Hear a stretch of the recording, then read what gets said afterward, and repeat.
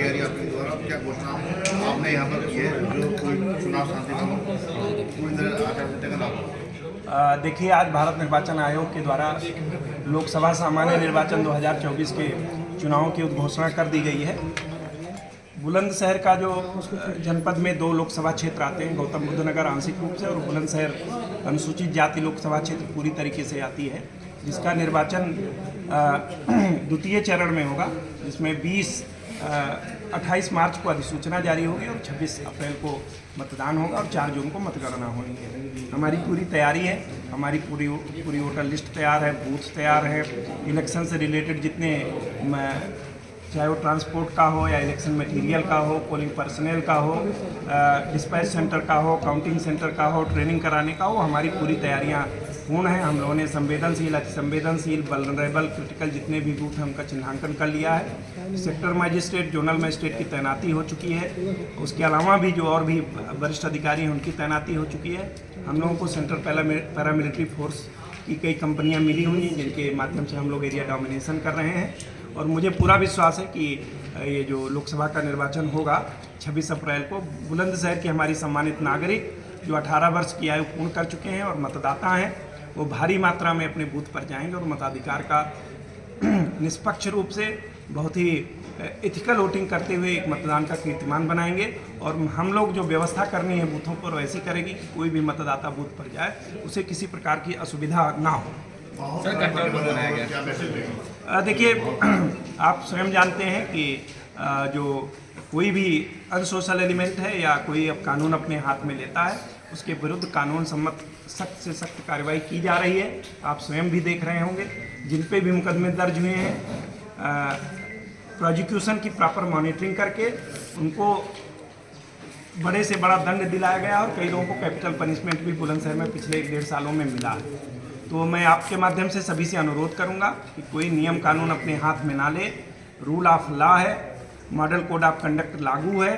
कोई भी शरारत करने का प्रयास करेगा तो उसे सख्ती से निपटा जाएगा। और वर्तमान में पूरी तरीके से आप स्वयं भी देख रहे होंगे कि जो जनपद की या पूरे प्रदेश की कानून व्यवस्था है बहुत ही अच्छी है, शांतिप्रिय है और पूरी तरीके से शांति है। और हम लोग आश्वस्त हैं कि अब हमें अपने जो नागरिक हैं हमारे बुलंदशहर के, उनके ऊपर बहुत गर्व है कि वो बहुत ही शांतिप्रिय हैं और कानून का पालन करने वाले हैं। सर, कंट्रोल रूम बनाया गया आप देख रहे होंगे डिस्ट्रिक्ट कंट्रोल रूम इलेक्शन के लिए डेडिकेटेड बनाया गया है, जिसमें 7 विधानसभाओं के लिए अलग अलग डेडिकेटेड मोबाइल और फ़ोन लाइन्स हैं। 24/7 सबकी ड्यूटी लगी हुई है। एक सी विजिल ऐप है जो भारत निर्वाचन आयोग के द्वारा उसे विकसित किया गया है, जिसमें कोई भी फोटोग्राफ करके ऑडियो या वीडियो जिसमें कहीं भी मॉडल कोड ऑफ कंडक्ट का वायोलेशन होगा उसको भेज देगा और 100 मिनट के अंदर हम उसको तत्काल उनकी शिकायतों का निराकरण करेंगे और शिकायत सही पाई जाएगी। यदि MCC के वायोलेशन का प्रकरण आएगा तो जो विधि सम्मत है RP एक्ट के तहत, IPC की धाराओं के तहत मुकदमा भी दर्ज कराएंगे।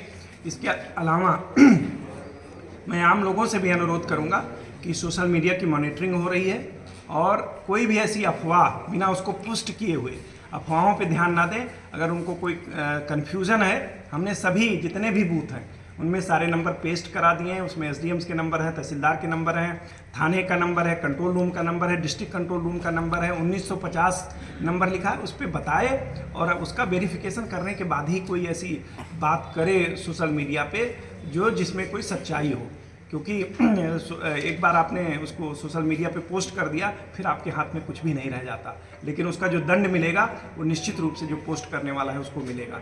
और हम लोग पूरी तरीके से, मेरी पूरी टीम बहुत ही ट्रांसपेरेंट है और आपसे भी मेरा निवेदन है कि अगर आपको कहीं भी लगता है कि साहब यहाँ ये नियम विरुद्ध है, आप तत्काल हमारे संज्ञान में लाएंगे, उसका कार्रवाई भी करेंगे और अगर कोई दोषी होगा तो उसके विरुद्ध भी कार्रवाई करेंगे। सर, शस्त्र लाइसेंस को लेकर क्या इंस्ट्रक्शन जारी की गए? शस्त्र लाइसेंस सभी के जमा कराए जाने हैं। हमारी अपने जनपद स्तर पर की स्क्रीनिंग कमेटी बनाई हुई है। जैसे मान लीजिए कोई सिक्योरिटी गार्ड है और उसको ज़रूरी है ताकि प्रतिष्ठान की सुरक्षा हो सके, या फैक्ट्रीज़ में तमाम इसमें सिक्योरिटी की नौकरी कर रहे हैं, पेट्रोल पंप्स पे कर रहे हैं, ऐसे कोई भी आएंगे तो स्क्रीनिंग कमेटी उसको जो उचित पाएगी तो उनका शस्त्र लाइसेंस नहीं जमा कराएंगे, अदरवाइज सभी को शस्त्र लाइसेंस जमा करना होगा। कैटेगरी केवल यही है कि जिसको सुरक्षा के लिए आवश्यक समझा जाएगा उसको छूट दी जाएगी, लेकिन इन जनरल किसी को कोई छूट नहीं, उसे अपने स्क्रीनिंग कमेटी से अनुमति लेनी ही लेनी होगी।